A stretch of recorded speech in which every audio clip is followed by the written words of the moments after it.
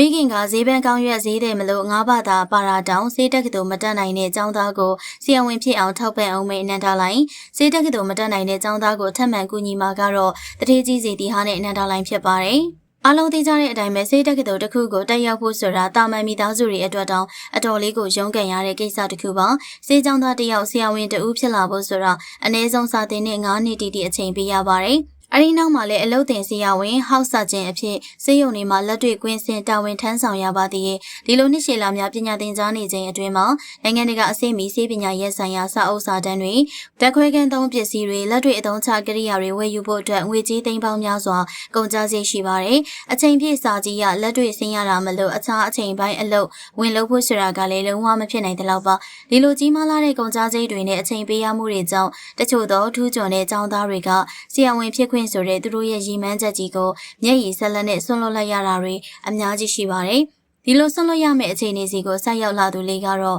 မွန်ပြည်နယ်ဘလူးကျွန်းချောင်းစုံမြို့ကအထက်ကကျောင်းသားလေးမောင်ရဲလင်းထွန်းဖြစ်ပါတယ်။သူကဒီနေ့တက္ကသိုလ်ဝန်ထမ်းစာမေးပွဲကြီးမှာငါးဘာသာဂုဏ်ထူးဆိုတဲ့အလွန်မြင့်မားတဲ့အမှတ်နဲ့ထူးချွန်စွာအောင်မြင်ခဲ့သူပါ။ဒါပေမဲ့သူ့ရဲ့အောင်မြင်မှုနောက်ကမိသားစုအခြေအနေကတော့တကယ်ကိုရင်နာစရာကောင်းပါတယ်။အိမ်တော်ဦးစီးဖခင်ဖြစ်သူဟာရင်တိုင်းမှုနဲ့ရုတ်တရက်ကွယ်လွန်သွားခဲ့ပါတယ်။အကိုဖြစ်သူကလည်းမွေးရပါစွန့်အားနာမကျသူတဦးဖြစ်နေတာပါ။ဒါကြောင့်မိသားစုရဲ့စာဝတ်နေရေးတစ်ခုလုံးကိုမိခင်ဖြစ်သူကခေါင်းပေါ်မှာဈေးပန်းလေးတင်ပြီးတော့ရက်ွက်တဲ့လှည့်လည်ရောင်းချတဲ့ခေါင်းရွက်ပြတ်ထိုးဈေးတဲ့ဘဝနဲ့ခက်ခက်ခဲခဲဖြည့်ရှင်းနေရပါတယ်။ဒီလိုအကြက်တဲတွေကြားမှာမောင်ရဲလင်းထွန်းလေးကနာမည်ကြီးကျူရှင်တွေဂိုက်တွေလုံးဝမရှိပဲကိုတူးကိုချွန်နဲ့စူးစမ်းခဲ့လို့သာဂုံတူးငါးဘာသာပါခဲ့တာပါအောင်စင်းထွက်ပြီးတဲ့အချိန်မှာတော့သူကဂုံပြူးခံပွဲတွေမှာပျော်ရွှင်နေရမယ့်အစားမိသားစုအိမ်စည်းနဲ့ရှေ့ဆက်ရမယ့်ចောင်းစည်းတွေအတွက်ရာဇာမင်းစီဆိုင်မှာနေစားအလုပ်သမားအဖြစ်ဝင်ရောက်အလုပ်လုပ်ကိုင်နေရရှာပါတယ်စီဆိုင်မှာအလုပ်လုပ်ရင်လည်းပင်မဆင်းရဲစွာရုန်းကန်နေရတဲ့ဒီចောင်းသားလေးအတွက်စေးတက်ကတူ9နှစ်တာကုန်ကြစိတ်စာအုပ်စာတမ်းဖို့နဲ့အလုပ်တင်ဆရာဝန်ဘဝကုန်ကြစိတ်တွေဆိုတာတွေးကြည့်လို့တောင်မရနိုင်လောက်အောင်ကြီးမားလာတဲ့ဝင်တော့ဝင်ဖို့ကြီးတစ်ခုပါကိုရိုင်းကဘလောက်ပဲထူးချွန်နေပါစေမတက်နိုင်တဲ့ငွေကြေးအခက်အခဲကြောင့်သူ့ရဲ့ဆရာဝန်ဖြစ်စဉ်တဲ့အိမ်မက်တွေဟာဆက်လက်ပြီးတော့အကောင့်ထဲပေါ်ခွင့်မရတော့ဘဲလက်လွတ်ဆုံးရှုံးရမယ့်အခြေအနေကိုဆက်ရောက်နေခဲ့ပါတယ်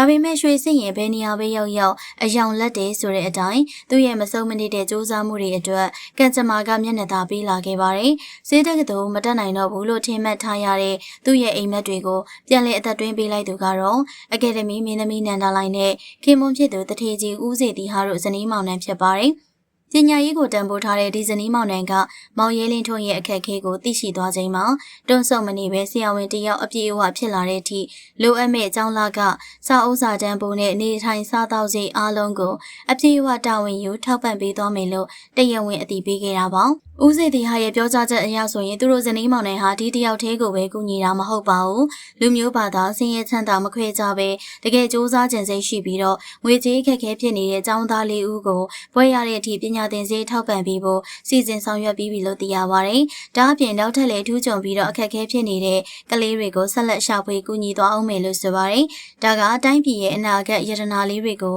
နေရာမှန်ရောက်သွားအောင်စွမ်းဆောင်ပေးလိုက်တဲ့အလွန်မမြတ်တဲ့လုပ်ရက်ကြီးတစ်ခုပဲဖြစ်ပါတယ်။ကဲပရိသတ်ကြီးရဲ့မိခင်ဖြစ်သူရဲ့ချွေးနေဆောင်ကိုယ်တိုင်စီဆိုင်မှာအလုပ်လုပ်ရတဲ့ကျန်းတန်းတဲ့ဘဝပေးအခြေအနေတွေကြားကနေဆရာဝန်ဖြစ်ခွင့်ဆုံးရှုံးရတော့မယ်အရေးကနေအခုလိုမျိုးကဲတင်ရှင်တွေနဲ့တွေ့ဆုံသွားရတဲ့မောင်ရဲလင်းထွန်းကိုဘယ်လိုမြင်ကြပါသလဲရှင်ကြည့်ရှုပေးရတဲ့ပရိသတ်များအားလုံးကိုကျေးဇူးထူးပဲတင်ရှိပါရရှင်